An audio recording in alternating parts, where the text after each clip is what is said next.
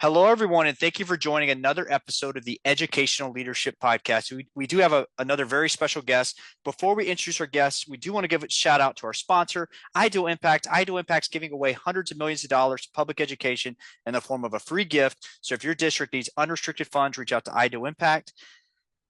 All right, time for our guest. All right, we have Dr. McCraw from Prairie ISD. Dr. McCraw, thank you for joining us today. Thank you for having me. Appreciate it. So before we kick things off, just if you can share a little bit about your background. Okay, so that's a big question because you're asking a teacher to talk about something that they know about. And so my background is really interesting. I started out, I'm originally from the Beaumont, Texas area, Southeast Texas, where I grew up. But I started out the traditional teacher, coach, assistant principal role up until about 2000, from 95 to 2005. And was an assistant high school principal at a small school north of Beaumont. And my first wife had passed, so had a death in the family. She was a teacher and coach. So I said, you know what? I need to make up more money. I need to do more things. So I actually got out of public ed and went into the private sector. I worked for three different Fortune 50 companies for almost 13 years. And I lived and worked in Minneapolis, San Francisco, LA, Atlanta, did a lot of different things. And but it was all in leadership. So it was corporate leadership, corporate driven. And so a lot of the lessons that I learned through corporate leadership, the private sector, especially when it comes to HR, recruitment, retention, teaching, coaching, training, all that good stuff, I've applied that as a school administrator as well. So when my kids got into college, both of them went to Texas A&M. I decided to do something really crazy and get back into public education as a high school principal. Finish my doctorate in educational leadership at Texas Tech, guns up, and became a superintendent at two different locations, and most recently at Prairie. Very good, very good. Okay, awesome. And Prairie, I know we have leaders in public education from around the U.S. listening in. Tell us a little bit about Prairie, kind of the size and location in Texas and that sort of thing. Okay. Sure. Prairie is a very small school. It's one of the oldest school districts in the state of Texas. It's been an actual school district in some form or fashion since 1848. It's halfway between, well, if you find Austin and go due south toward Luling, which Luling is the home of the largest Buc-ee's in the nation right now. It's right around the Luling San Marcos area, just south of Austin. And it's small, 300 students. And so don't let a lot of school administrators know where I'm going with this. Don't let the size of a school district fool you.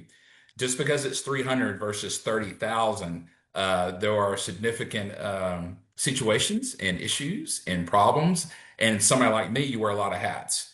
And I don't have an assistant superintendent. I didn't have all these directors and executives and everything. So if anything needed to be done, I did it. So being in a small school is a lot more hands-on versus a larger school.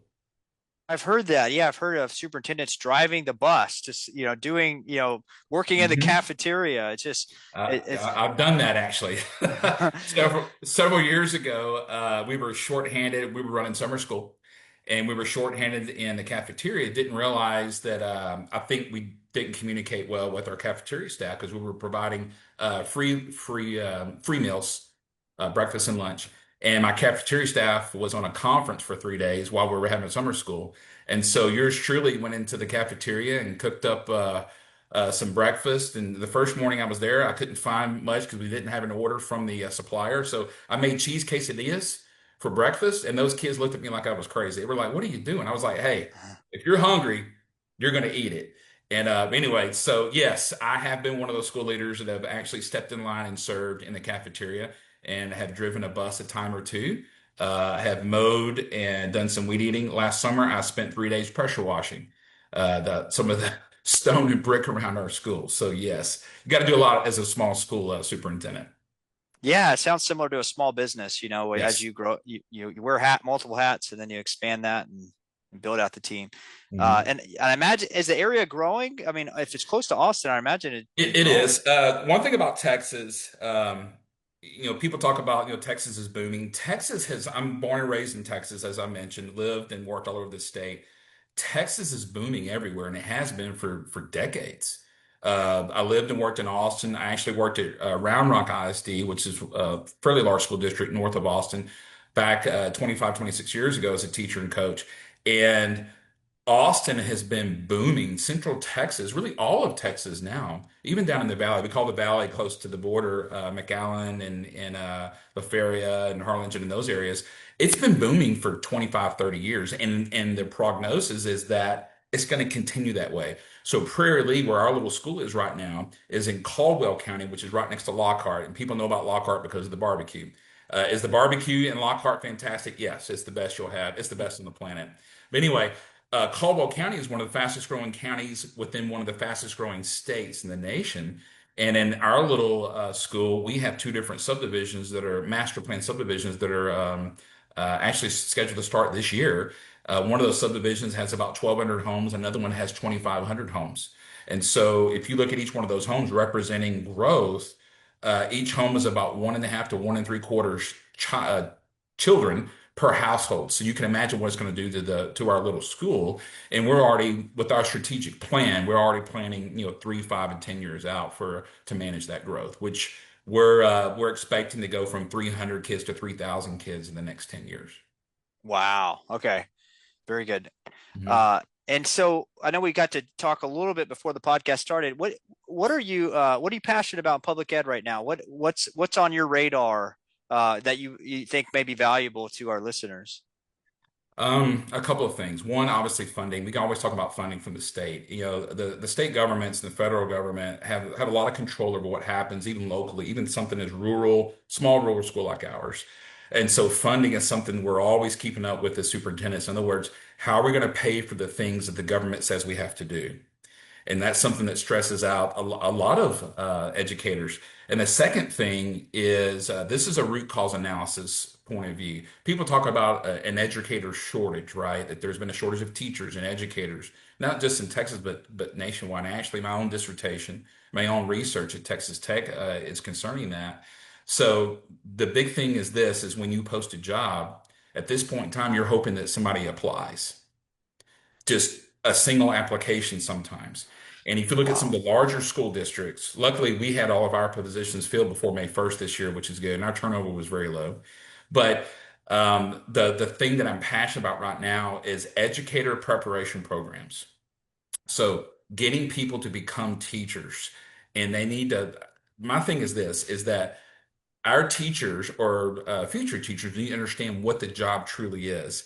And I think educator prep, especially myself as a traditionally trained teacher, is that we spend a lot of time, of course, this is 30 years ago, spend a lot of time on educational psychology and philosophy and all that stuff. We need to figure out educator preparation program wise is what do teachers really need to be successful in the classroom so they enter the classroom and they stay as a lifelong career. And so many teachers are not in the profession, and then when they get there they're like, oh my gosh, I'm not prepared to do this. They might be prepared to on lesson plans and curriculum, but they don't understand the social and emotional component of what students and their parents are bringing with them to the classroom. And that's something I'm passionate about, is getting teachers and administrators ready to take on those challenges that they face day to day that they might not and probably have not been prepared for with their preparation programs. Interesting. Yeah. I mean, that's a whole other element because you think about it as a teacher, they're looking at curriculums, you're looking at how to perform better and on tests and that sort of thing. But yeah, and I imagine with, I know we're post COVID now, but I know that was a challenge, but maybe it set a standard for a whole new approach to dealing with Definitely. Definitely. It was already rough before that. I did my own research before COVID, but it was already bad before COVID, and people don't understand what the COVID situation did to our kids, especially now.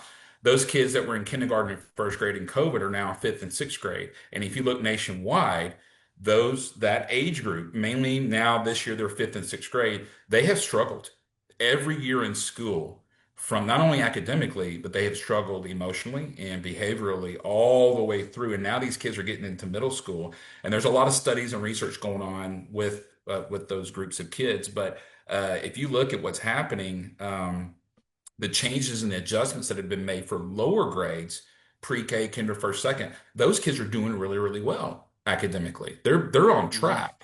But if you look at that age group, you might say maybe fourth grade, but really this year's fifth graders, sixth graders, seventh graders, that age group are still really struggling in all areas when it comes to public education. That's an interesting point. I have three daughters, and one of them's in sixth grade, and I noticed before COVID, she was excelling, but then right after COVID, it's like, wait a minute, why is she struggling? She was like doing so well.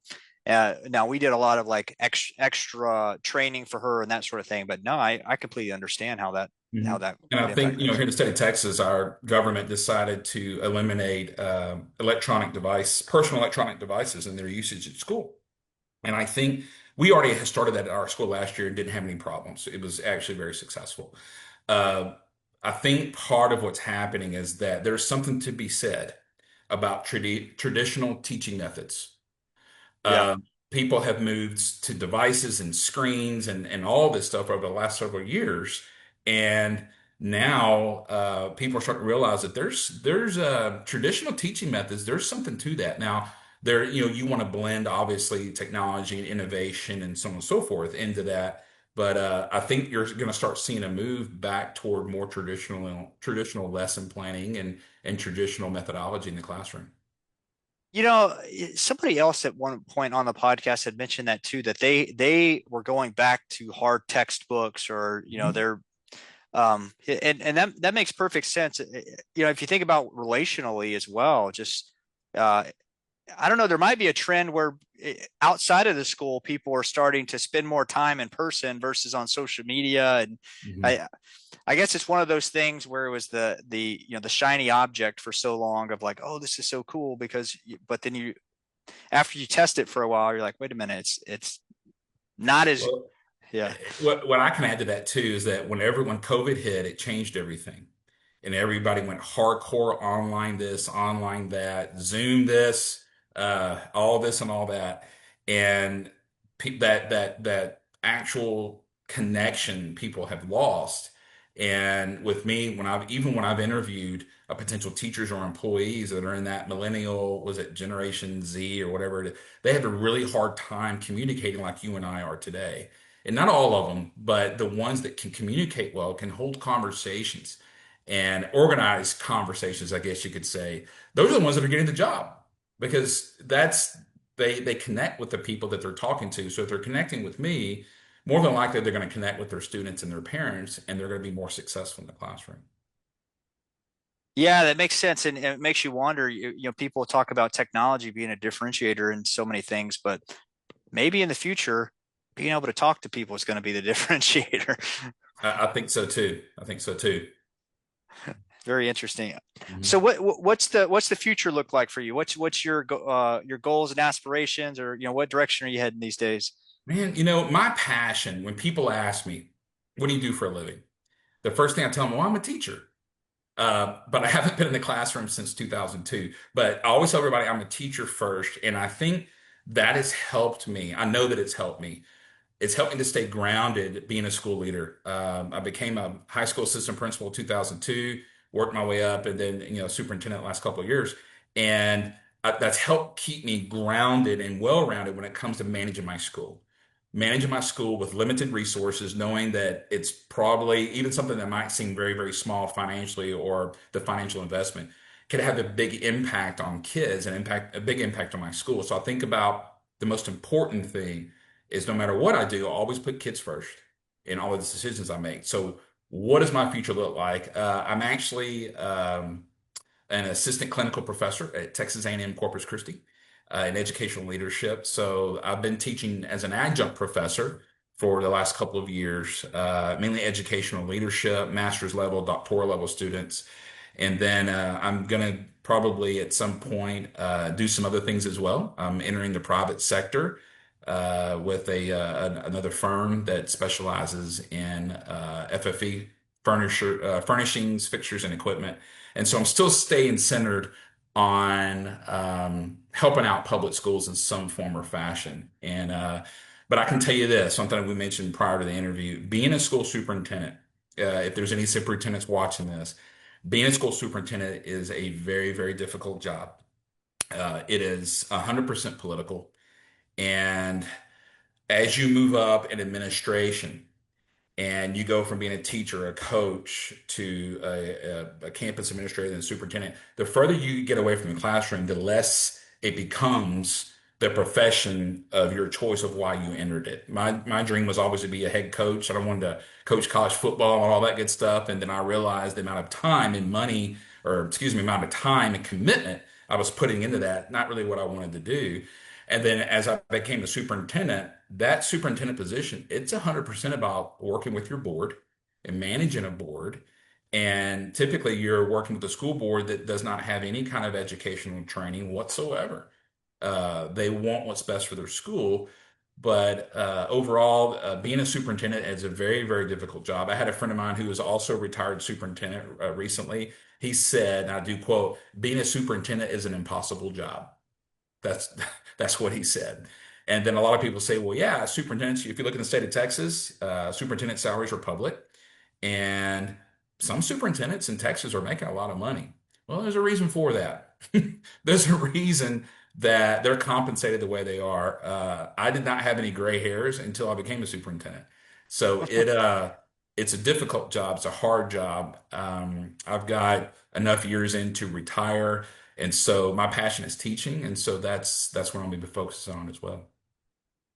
Awesome, awesome. Yeah, I and that's one thing I don't think people realize just how difficult that job is, that role is. I mean, just the stories I've heard, just it's amazing because I mean, everywhere you go, you're working as a superintendent. You're serving the community, the school, the Yes. board. And Um, that's some of the things is that my ideology or philosophy of education is very, very simple. And um, if you're, I'm a follower of I guess I wouldn't say results driven leadership, but systemic organizational change. I believe that that was the centerpiece of my doctoral program at Texas Tech. Systemic organizational change. In other words, let's examine what's happening in public ed and let's fix it from the ground level up. I'm not a big supporter of here in Texas where they're doing the vouchers and giving money to parents to let them go to a private school. And but the problem is I think that's a Band-Aid situation. I think what we want to do is really figure out what's working in public ed and what's not, and it begins and ends with leadership. The curriculum instruction side, that's easy. The teaching side, it's hard dealing with parents and kids and stuff, but that's easy. You know what to do and how to go do it. The leadership is going to dictate short-term and long-term success. And if you don't have a plan, a strategic plan in place, as a state or even as a nation, public ed is going to fail and it's going to fail miserably because you're going to have people that are going to become overly frustrated and they're not going to stay with it. And my passion is to fix it. And my part in this is to help educator preparation programs ready our teachers and ready our administrators to take on the challenges of being an administrator and then being a superintendent. It's a difficult job. It is very, very hard. And a lot of people don't realize it. Even teachers don't realize what superintendents do. And it's a difficult one to manage. It's really, really hard. well, thank you for sharing that, Dr. McCraw. And last Sure. question there, very Yes. last question. Um, so if you were to recommend maybe a mentor in your life or someone, one of your peers, someone you would recommend to come on the podcast and be interviewed, who would you recommend? I got a couple. One is Arthur Lewis Jr. He is a retired football coach and principal and administrator in Beaumont ISD. And he actually he went to Sam Houston and played football, played for the Cowboys, Dallas Cowboys for a couple of years. He is not only a mentor of mine, but he's one of my best friends. He actually has a podcast with Dr. Rodney Cavness. They're both in the Beaumont area. Dr. Cavness is also a retired superintendent. But Arthur Lewis Jr. is somebody who I look up to, who would be a remarkable person to talk to. I think I've got a long list, but I think another one would be Dr. Jamie Harrison. Dr. Harrison is the executive director of the UIL here in Texas, University Interscholastic League. I'm not sure if you're familiar with it, but it is the largest scholastic extracurricular organization on the planet. and it manages all extracurricular activities in the state of Texas. Dr. Harrison and I grew up together, went elementary and high school. We graduated school together, and I think he would be an excellent person to talk to. And another retired superintendent, another person I grew up with, his dad was our elementary principal and put the board on me, many times in elementary school, is Dr. Jeffrey Burke, who is just graduated, or excuse me, just retired from Splendora ISD, which is just north of Houston in the Woodlands, Conroe area. And those three men are fantastic people, could give you a great perspective on what's happening in public ed. And Dr. Burke and I actually graduated high school together. So what's interesting about our high school, I think we had a little over 100, I think 120 kids in our graduating class, and 30 of us became teachers or educators. 30. Wow. Yeah. And so the reason why I want to mention that is I can tell you every teacher I had from first grade all the way through high school. I went to Hardin Jefferson High School, graduated in 1991, and the teachers I had at my school from first grade up were phenomenal. Phenomenal people. They were difficult. They were hard. I got in trouble a lot. If you notice, I talked a lot, and they put the board on us or sent us home. That was the punishment back in the day. And Dr. Burke's dad was our elementary principal. Dr. Isabel, Jean Isabel, who graduated with us in high school, is an orthopedic surgeon. Dr. Isabel's dad was our high school principal.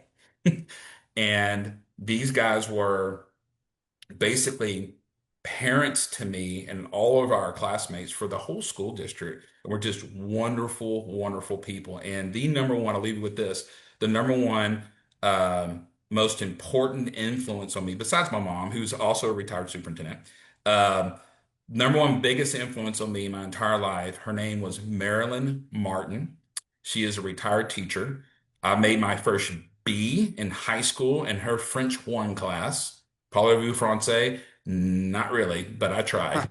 And we had, I think, Spanish, French, and Latin, or maybe German back in the day.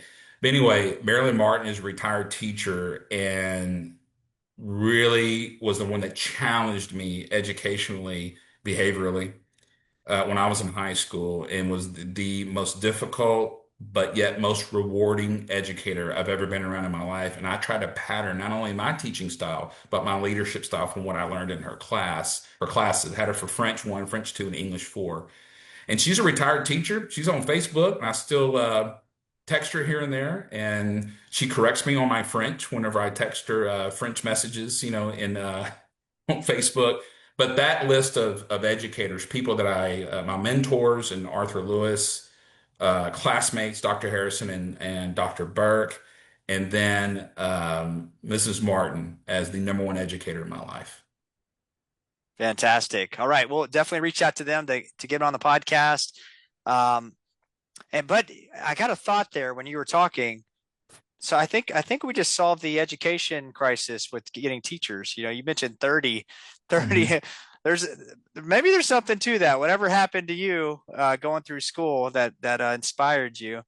Well, I can speak on that a little bit too. I know our time's almost up, but I remember Mr. Burke, our elementary principal. That's Dr. Jeff Burke's dad. And I remember one time, never forget it, I was in fourth grade. Okay, a long time ago now. I was in fourth grade, and he came into our class and ripped us a new one because we were misbehaving, mainly me. We were misbehaving. We weren't performing like we should. And he says, I hold you to a higher standard and I expect results. I mean, he came at us like a drill sergeant. And I'll never forget that because the standards that our teachers held us to were very high at all levels, all levels. Now, this is prior to the No Child Left Behind Act. This is prior to a whole lot of changes in public ed, especially from the Department of Education, because back then, Department of Education under Jimmy Carter, that was brand new in the early 80s. I think that department opened in 1980. And so the expectations that our teachers had for performance and results and discipline, we were ate up with discipline. I mean, you didn't sit wrong. There was we until my senior year in high school, couldn't even wear shorts to school. Okay. And there was no flip-flops. So the standards in society have influenced the standards in public ed. And Yeah. the expectations that my parents had for me, that all of our parents had, you did the very best in school or else. Yeah. And the respect level that we had for my teachers was out of this world. It was God, parents, teachers. That was the hierarchy of my life growing up. And the coaches too. Oh, coaches. Oh my gosh, they were even, that's a totally different level. The standards for teachers in school were here, and the standards for our coaches were up here. So it's I relish in it because it was a wonderful experience in school to the point to where I wanted to be like that, and my leadership style was that. And then it's almost impossible that to be like that now as an administrator. If I pattern myself after what how I grew up in the 80s and try to run my schools this way now, it's hard to get support for that. And it's disappointing. And I think that's resulting in a lot of administrators and educators leaving the profession because they see it the same way, kind of the same way I do. And it's getting more and more difficult to carry out your mission to take care of kids and educate kids and get them ready, they're ready to take on the world. It makes sense. Yeah. Yeah. I guess your hands are tied in a lot of ways and Most ways, most yeah. ways. Mhm. Well, awesome. Well, I appreciate you giving us a little extra Sure, time, Dr. McCraw. sure. Any last words before we close out? Not at all. Just appreciate your time. Thanks for having me.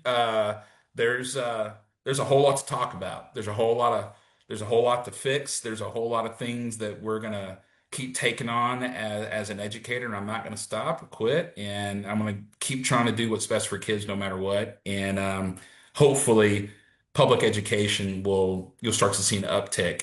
And instead of hearing all the negative things about what's happening in schools, you're gonna hear positive things. And hopefully I can be a part of that somehow, some way, maybe behind the scenes. Fantastic. You bet. Outstanding. Thank you, Dr. McCraw. Sure. Thank you to our listeners that have been listening in. Before we close out, we do want to give one final shout out to our sponsor, Ideal Impact. Ideal Impact's giving away hundreds of millions of dollars to public education in the form of a free gift. So if your district needs unrestricted funds, reach out to Ideal Impact and stay tuned. Hey, Gary, I've worked with Ideal Impact. Oh, I really? just met with them last night. So yeah, worked with them with now my third school district. They're fantastic. It's an excellent company. I highly recommend Ideal Impact. They're wonderful. Fantastic. Okay. Thank you for sharing. Sure. All right. And for our listeners, stay tuned for future episodes of the Educational Leadership Podcast.